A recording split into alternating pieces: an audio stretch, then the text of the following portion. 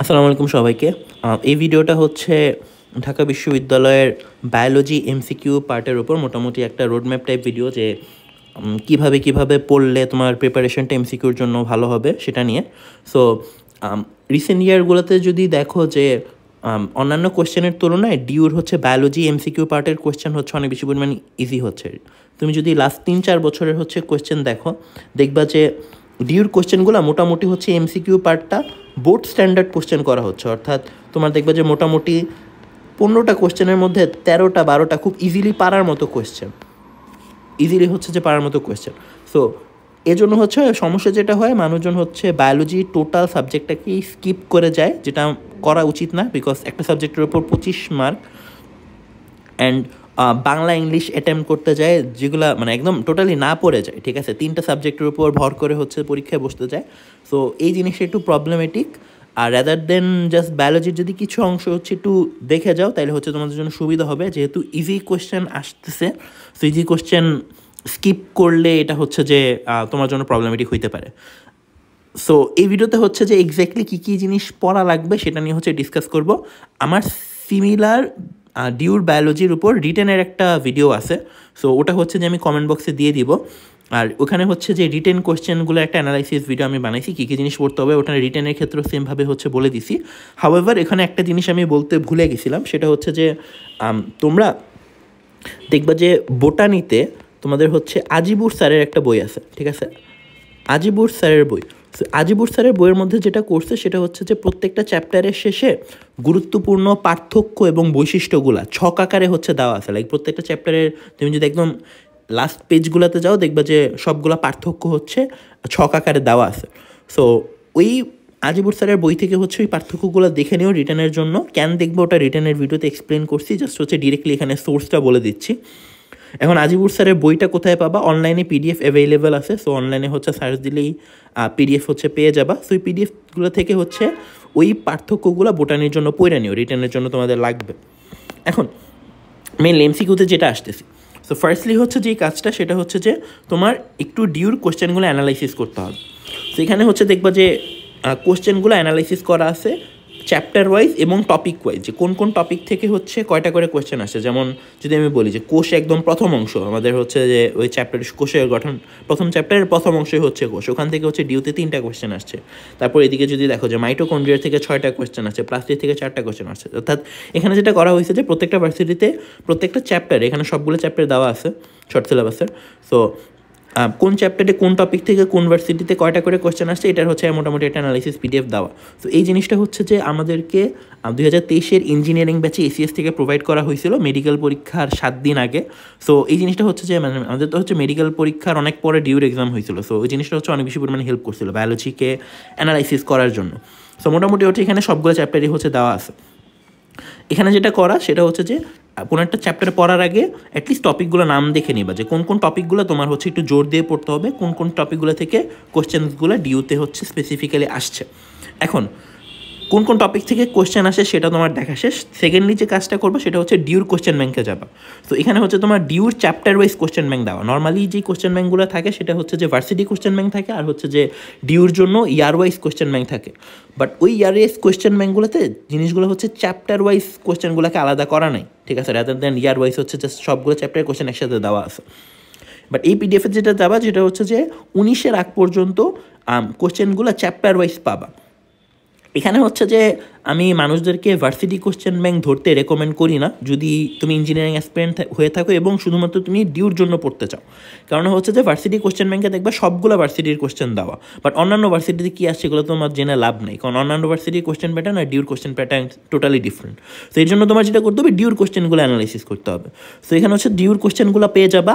19-এর পরের কোয়েশ্চেনগুলো তোমরা হচ্ছে কাইন্ডলি ডিউর যেই মানে সালওয়াইজ যে কোয়েশ্চেন ব্যাংকগুলো কোচিং থেকে দেওয়া হয় ওখান থেকে হচ্ছে দেখে নিও, রাদার দেন এইগুলোর আগে হচ্ছে যে এখানে দেখলেই হবে চ্যাপ্টার ওয়াইজ হচ্ছে দেওয়া আছে। সো একটা চ্যাপ্টারে কোন কোন টপিক ইম্পর্টেন্ট তুমি দেখছো, এবার তুমি দেখবা যে ওই টপিকগুলো থেকে কীরকম ধরনের কোয়েশ্চেন আসছে। সো কীরকম ধরনের কোয়েশ্চেন আসছে বা কী টাইপের কোয়েশ্চেন আসছে এটা যদি তুমি দেখে ফেলো, তাহলে হচ্ছে যে পরবর্তী সময় তোমার নোট অথবা বই থেকে পড়াটা অ্যাটলিস্ট মোটামুটি একটা জানতে পারবা যে অ্যাটলিস্ট ওই চ্যাপ্টারটাকে আমার কীভাবে পড়া উচিত এমসিকিউর জন্য, এই আইডিয়াটা তোমার হয়ে যাবে। সো প্রত্যেকটা চ্যাপ্টার হচ্ছে কোশ্চেনগুলো দেখলা। এবার তুমি যেটা করবা, তোমার হচ্ছে টপিক তুমি জানো, কোশ্চেন তুমি জানো কীরকম আসে, এবার হচ্ছে তোমার নোট থেকে অথবা হচ্ছে বই থেকে একবার গো থ্রো করবো, ওই টপিকগুলো গ্রো থ্রো করবা। মানে মেনলি আমি রেকমেন্ড করি সবগুলো টপিকই গ্রো থ্রো করতে, কারণ এমনও হইতে পারে যে আগে কোশ্চেন আসে না ওই টপিক থেকে এখন কোশ্চেনে চলে আসছে, ঠিক আছে। সো এর জন্য হচ্ছে সবগুলা জিনিসই গো থ্রো করা উচিত, বাট স্পেশালি যেটাকে গুরুত্ব দিবা বেশি সেগুলো হচ্ছে যেখান থেকে আগে কোশ্চেন আসছে। সো ওই টপিকগুলোকে বেশি গুরুত্ব দিয়ে রাদার দেন হচ্ছে সবগুলা টপিকগুলোতেই হচ্ছে তুমি গ্রো থ্রো করবা, তোমার নোট থেকে করতে পারো, বই থেকেও করতে পারো। এর পরের কাজটা হচ্ছে যে গো থ্রো তোমার করা হয়েছে, রিভিশন দেওয়া হয়েছে, এরবার তোমার কাজ হচ্ছে ডিউর কোশ্চেনগুলো সলভ করা। এর আগে কিন্তু তুমি জাস্ট কোশ্চেনগুলো উল্টাইছো, মানে কোশ্চেনগুলো জাস্ট দেখছো কীরকম কোশ্চেন আসছে। এবার তুমি একবার পড়ার পর কোশ্চেনগুলো নিজে নিজে সলভ করবা, এটাই সেকেন্ড কাজ। 3 নাম্বার কাজ হচ্ছে যে তোমার এইচএসসির বোর্ড এমসিকিউগুলো সলভ করা বায়োলজির। এইচএসসি বোর্ড এমসিকিউ কেন বলতেছি, কারণটা হলো যে রিসেন্ট 4 বছরে যেটা দেখছি যে সেটা হচ্ছে যে এইচএসসি টাইপের কোশ্চেন আসতেছে। সো নর্মালি সোজা এইচএসসির কমন কোশ্চেনগুলোই হচ্ছে যে অনেক ক্ষেত্রে মেজরিটি মানে 50%-এর উপর থাকতেছে, ঠিক আছে, ইজি হচ্ছে। তো এই জন্য তুমি যদি এইচএসসির এমসিকিউগুলো করো তোমার একটা ভালো অ্যামাউন্ট অফ প্র্যাকটিস হয়ে যাবে, at the same time common টমনও পাইতে পারো, ঠিক আছে, এটা হিউজ চান্স আছে। তো এই 3টা কাজ করলে মোটামুটি হচ্ছে বায়োলজির এমসিকিউ পার্টটা হচ্ছে তোমার মানে খুব ভালো মতো হচ্ছে তুমি পড়া হয়ে যাবে। এখন কিছু ঝামেলার অংশ আছে। ঝামেলার অংশ কি? ঝামেলার অংশ হচ্ছে সায়েন্টিফিক নেম।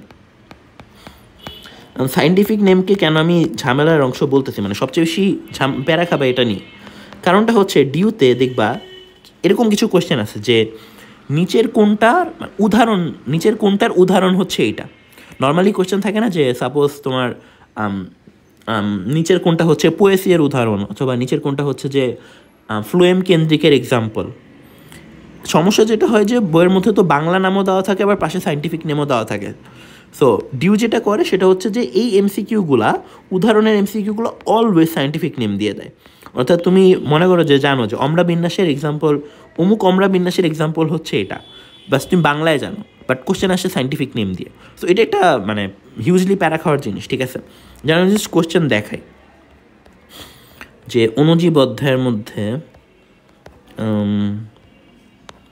কোষ রসায়ন, আচ্ছা এই যে অণুজীব, যে দেখো এই কোশ্চেনটা দেখো, প্রথম কোশ্চেনটাই, কোন অণুজীব নাইট্রোজেন সংবন্ধনে সক্ষম। এটা হচ্ছে যে তোমার ওই যে ব্যাকটেরিয়ার অর্থনৈতিক গুরুত্ব একটা পার্ট আছে, ওখানে হচ্ছে যে অর্থনৈতিক গুরুত্বের মধ্যে এগুলো দেওয়া আছে, নাইট্রোজেন সংবন্ধন। তোমরা যদি হচ্ছে আবুল হাসান স্যারের বইটা খুলো, এখানে দেখো প্রত্যেকটা এক্সাম্পল সায়েন্টিফিক নেম দিয়ে দাও, ঠিক আছে। এখন এতগুলো সায়েন্টিফিক নেম মনে রাখা তো সম্ভব না। তুমি যেটা করবা যে এই অংশগুলো সায়েন্টিফিক নেমগুলোর স্ট্র্যাটেজি আমি যেটা ফলো করতাম সেটা হচ্ছে প্রথম অক্ষরটা মনে রাখতাম। যেমন দেখো বইয়ের মধ্যে আছে যে নাইট্রোজেন সংবন্ধনে এই 4টা হচ্ছে যে ব্যাকটেরিয়া কাজ করে। এখন এই 4টা ব্যাকটেরিয়ারই প্রথম নামের প্রথম অংশ দেখো আলাদা আলাদা।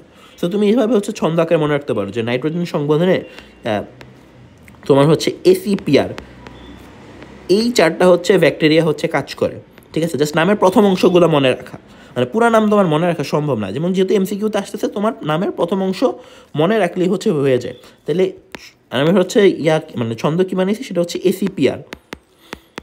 এখন দেখো এক্সাম্পলগুলোতে দেখো বি বাদ এন বাদ, জাস্ট দুইটার মধ্যে একটা হচ্ছে অ্যাসিডোভেক্টর আর একটা হচ্ছে যে সি নাম্বার অপশানটা। এখন দেখো অ্যাসিডোভেক্টর আমরা কই পড়ছি? অ্যাসিডোভেক্টর আমরা পড়ছি হচ্ছে যে কেমিস্ট্রিতে, যে ভিনেগারে হচ্ছে ইথানল থেকে ইথানোইক অ্যাসিড বানায় অ্যাসিডোভেক্টর দিয়ে। সেটা হচ্ছে যে নাইট্রোজেন সংবন্ধনে হবে না, বাদ। সো এক্সাম্পল বাকি কী থাকে? পি নাম্বারটা থাকে, মানে সি নাম্বারটা থাকে, ঠিক আছে। তো এইভাবে খুব ইজিলি হচ্ছে তুমি জাস্ট সায়েন্টিফিক নেমগুলার প্রথম অক্ষরটা হচ্ছে তুমি জাস্ট মনে রাখলে তুমি খুব ইজিলি হচ্ছে অ্যাটেম্পটা নিতে পারো। যেমন এই যে 7 নাম্বার দেখো, এখানেও আবার কোশ্চেন আসছে। তো আমরা এসিপিআর পড়ছিলাম, তো এসিপিআরের মধ্যে এখানে দেখো এক্স বাদ আর বাদ এন বাদ, জাস্ট এই যে এ আছে, তো বি নাম্বারটা হচ্ছে অ্যান্সার। তো এইভাবে হচ্ছে যে সায়েন্টিফিক নেমগুলোর মানে প্রথম অক্ষরগুলো না মনে রাখার মাধ্যমে তোমরা ওই এমসিকিউগুলোকে অ্যাটেম্প্ট করতে পারো। আমি কিছু এখানে আরও কিছু এক্সাম্পল দেখাবো। যেমন এখানে দেখো এই যে আমরা জানি যে ভাস্কুলার বান্ডল হচ্ছে 3 ধরনের, একটা সংযুক্ত অরিও আর হচ্ছে কেন্দ্রিক। কেন্দ্রিকের মধ্যে 2টা এক্সাম্পল আছে, একটা হচ্ছে হেড্রোসেন্ট্রিক আর একটা হচ্ছে তোমার লেপ্টোসেন্ট্রিক, ঠিক আছে, জাইলেম কেন্দ্রিক আর হচ্ছে ফ্লোয়েম কেন্দ্রিক। এগুলোর এক্সাম্পল দেখবা যে এই যে সায়েন্টিফিক নেম দিয়ে দেওয়া। এখন দেখো সাপোজ কোশ্চেন আসে নিচের কোনটা হচ্ছে হেড্রোসেন্ট্রিকের উদাহরণ। এখন তোমার কাছে 3টা নেম আছে, তুমি জাস্ট কী করবা? প্রথম নামগুলো মনে রাখবা। সো যেমন দেখো আমার এখানে পাশে লেখা আছে যে পিএলএস এমসিকিউ, যে পিএলএস দেখলেই বুঝবো এটাগুলো হচ্ছে হেড্রোসেন্ট্রিক। তারপর আবার যে লেপ্টোসেন্ট্রিক কোনগুলো, ওয়াইডি, এই যে দেখো ওয়াই, জাস্ট সাইন্টিফিক নেমগুলো প্রথম অক্ষরগুলো আমার মনে রাখলেই হচ্ছে। তো এইভাবে জাস্ট হচ্ছে এই সাইন্টিফিক নেমের এমসিকিউগুলো জাস্ট নামের প্রথম অংশ আমার মনে রাখলেই হচ্ছে হয়ে যায়। আমি যদি আরও কিছু এক্সাম্পল দেখাই, যেমন এখান থেকে বেশ কোয়েশ্চেন আসে, অম্রা বিন্যাস থেকে, প্লাস্টেশন থেকে। তো এখানে দেখো অনেকগুলো এক্সাম্পল আছে, ঠিক আছে। সো যেমন নিচের কোনটা এক্সাইলের এক্সাম্পল, তুমি জাস্ট এখানে দেখো, এখানে কিন্তু সাইন্টিফিক নেমগুলো গণ দিয়েও দেওয়া, প্রজাতি দিয়েও দেওয়া। এক্ষেত্রে তুমি যেটা করবা সেটা হচ্ছে যে মানে এইচ আর আর মানে দুইটা অংশ মনে রাখবা। যেমন এইচ আর দিয়ে আমি হচ্ছে মনে রাখতাম, যেমন তোমার আমি যদি বলি যে নিচের কোনটা মার্জিনালের এক্সাম্পল, দুইটা এক্সাম্পল দেওয়া আছে, আমি মনে রাখতাম হচ্ছে মার্জিনাল হবে পিএস আর হচ্ছে যে এলপি। এই দুইটা যদি দেখি, মানে প্রথমটা হচ্ছে যে মানে গণ, পরটা হচ্ছে প্রজাতি, প্রজাতির প্রথম অক্ষর। তো এই দুইটা যদি দেখি তাইলে হচ্ছে যে মার্জিনালের এক্সাম্পলে দাগায় দিব, ঠিক আছে। তো এভাবে হচ্ছে যে এই যে মানে বেশ কিছু নাই, মোটামুটি অল্প বেশ কয়েকটাই আছে, সেগুলো হচ্ছে নামের জাস্ট প্রথম অংশগুলো দিয়ে তোমার হচ্ছে জিনিসপাতি এগুলো হচ্ছে মনে রাখবা, যেহেতু তোমার এমসিকিউতেই লাগবে। এখন কথা হচ্ছে সাইন্টিফিক নাম তো অনেক জায়গায় আছে, আমি কোন কোন চ্যাপ্টার সাইন্টিফিক নেমের জন্য পড়বো। সো আমি মোটামুটি হচ্ছে এখানে লিস্ট ডাউন করে দিছি, যেমন সাইন্টিফিক এমসিকিউর জন্য তোমার হচ্ছে কী কী লাগবে। সো ফার্স্ট অংশ হচ্ছে তোমার অণুজীব চ্যাপ্টারে ব্যাকটেরিয়া থেকে কোশ্চেন আসছে, ব্যাকটেরিয়া শ্রেণীবিন্যাস থেকে মানে শ্রেণীবিন্যাসে দেখবে অনেকগুলো আছে, অর্থনৈতিক গুরুত্বতে আছে। অর্থনৈতিক গুরুত্ব হচ্ছে সবচেয়ে বেশি মানে ইম্পর্টেন্ট, এখান থেকে 4-5 বার কোশ্চেন আসছে সাইন্টিফিক নেমের কোশ্চেন, ঠিক আছে। তারপর হচ্ছে ম্যালেরিয়াতে দেখবা 4টা সাইন্টিফিক নেমই আছে, ওই 4টা নাম মনে রাখা অনেক খুব ইজি, সো রাখতে পারো। তারপর হচ্ছে নগ্নবীজি আবৃত্তিবীজ অধ্যায়ের জন্য হচ্ছে সাইন্টিফিক নেমের এমসিকিউ লাগবে। সো সাইকাসে দেখবা, অম্রা বিন্যাসে দেখবা পুষ্পপত্র বিন্যাস, এই দুইটা হচ্ছে বেশি ইম্পর্টেন্ট, ঠিক আছে। সাইকাসেও কিছু কিছু নাম আছে, যে বাংলাদেশে হচ্ছে 3 ধরনের সাইকাস পাওয়া যায়, 3 ধরনের সাইকাসের নাম সাইন্টিফিক নেম দিয়ে দেওয়া। আবার সাইকাসের অর্থনৈতিক গুরুত্বও দেখবা যে কিছু সাইন্টিফিক নেমের মানে এক্সাম্পল আছে, ঠিক আছে। তারপর টিস্যুতন্ত্রতে একটু আগে যেটা দেখালাম কেন্দ্রিক ভাস্কুলার বান্ডল, ওই পার্টটা দেখলেই হয়ে যাবে। তারপর জীব প্রযুক্তিতে জেনেটিক ইঞ্জিনিয়ারিংয়ের কৃষিক্ষেত্রে গুরুত্ব, অর্থনৈতিক গুরুত্ব, এখান থেকে একবার হচ্ছে ডিওতে কোশ্চেন আসছিল। যেমন দেখবা যে বইয়ের প্রথম এক্সাম্পলটাই হচ্ছে একটা ব্যাকটেরিয়া নিয়ে দেওয়া, সেটা হচ্ছে যে ব্যাসিলাস থুরেনজিয়েন্সিস, ঠিক আছে, যে পিটি বেগুনে ব্যবহার করা হয়, ওই ব্যাসিলাস থুরেনজিয়েন্সিসের এমসিকিউটা হচ্ছে ডিওতে আসছিল। সো জেনেটিক ইঞ্জিনিয়ারিং কৃষিক্ষেত্রে গুরুত্বটা একবার দেখো। আর হচ্ছে যে এগুলো গেল বোটানির অংশ। জুওলজিতে জাস্ট প্রথম অধ্যায়টা সায়েন্টিফিক নেমের জন্য দেখলেই হয়ে যাবে, সেই প্রথম অধ্যায় থেকে কিন্তু সায়েন্টিফিক নেমের রিটেন আসে। সো বোটানিরগুলো জাস্ট তুমি হচ্ছে যে প্রথম অক্ষর দিয়ে মনে রাখলা, বাট এই চ্যাপ্টারে কিন্তু তোমার হচ্ছে সবগুলো সায়েন্টিফিক নেমই পড়তে হবে, ঠিক আছে, কারণ রিটেনে কিন্তু লিখিত অংশে কিন্তু সায়েন্টিফিক নেমগুলোর কোয়েশ্চেন আসছে।